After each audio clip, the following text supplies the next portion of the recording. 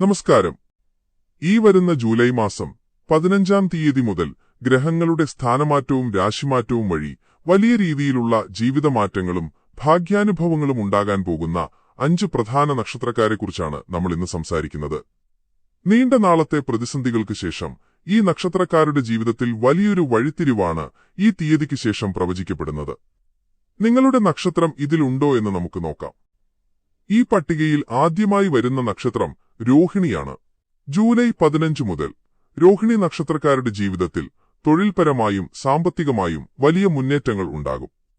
ജോലിസ്ഥലത്ത് നിങ്ങളെ തേടി പുതിയ ഉത്തരവാദിത്തങ്ങൾ വരികയും മേലുദ്യോഗസ്ഥരിൽ നിന്നും സഹപ്രവർത്തകരിൽ നിന്നും പൂർണ്ണ പിന്തുണ ലഭിക്കുകയും ചെയ്യും. ബിസിനസ് ചെയ്യുന്നവർക്ക് പുതിയ ഓർഡറുകൾ ലഭിക്കാനും വിപണിയിൽ മുന്നേറാനും സാധിക്കും. മുൻപ് എവിടെയെങ്കിലും കുടുങ്ങിക്കിടന്നിരുന്ന പണമോ കടമോ ഈ സമയത്ത് തിരികെ ലഭിക്കും. പുതിയ വരുമാന മാർഗങ്ങൾ കണ്ടെത്താൻ സാധിക്കുന്നതുവഴി സാമ്പത്തിക ഭദ്രത കൈവരും. എങ്കിലും അനാവശ്യമായ ധൂർത്തൊഴിവാക്കാനും ബുധനാഴ്ചകളിൽ വിഷ്ണുക്ഷേത്ര ദർശനം നടത്താനും ഇവർ ശ്രദ്ധിക്കണം. അടുത്തതായി വലിയ മാറ്റങ്ങൾ പ്രകടമാകുന്നത് പൂയം നക്ഷത്രക്കാർക്കാണ്. നിങ്ങളുടെ മാനസികമായ ബുദ്ധിമുട്ടുകൾക്ക് ഒരു പരിഹാരം കാണാൻ ഈ സമയത്ത് സാധിക്കും. കുടുംബത്തിൽ നിന്നുണ്ടായിരുന്ന അസ്വസ്ഥതകളും ദാമ്പത്യ ജീവിതത്തിലെ അഭിപ്രായവ്യത്യാസങ്ങളും മാറി സമാധാന അന്തരീക്ഷം കൈവരും.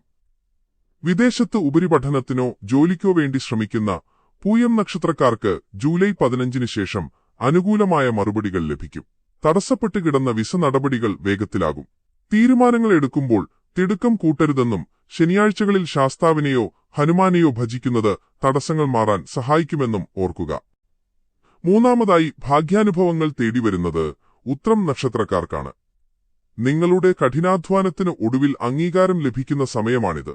ഉദ്യോഗാർത്ഥികൾക്ക് ദീർഘനാളായി കാത്തിരുന്ന പ്രമോഷൻ അല്ലെങ്കിൽ ശമ്പള വർധനവ് എന്നിവ ഈ സമയത്ത് ലഭിക്കാൻ സാധ്യതയുണ്ട്. പുതിയ ബിസിനസ് സംരംഭങ്ങൾ ആരംഭിക്കാൻ അനുകൂലമായ സാഹചര്യമാണ്.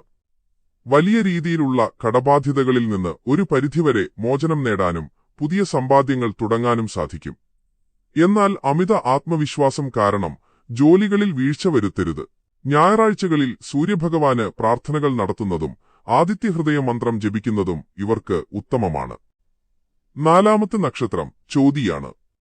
ആരോഗ്യപരമായും പ്രശസ്തിയുടെ കാര്യത്തിലും വലിയ മാറ്റങ്ങളാണ് നിങ്ങളെ കാത്തിരിക്കുന്നത്. വിട്ടുമാറാത്ത ആരോഗ്യ പ്രശ്നങ്ങളാൽ ബുദ്ധിമുട്ടിയിരുന്ന ചോതി നക്ഷത്രക്കാർക്ക് രോഗശാന്തിയും ശാരീരിക ഉന്മേഷവും തിരികെ കിട്ടും.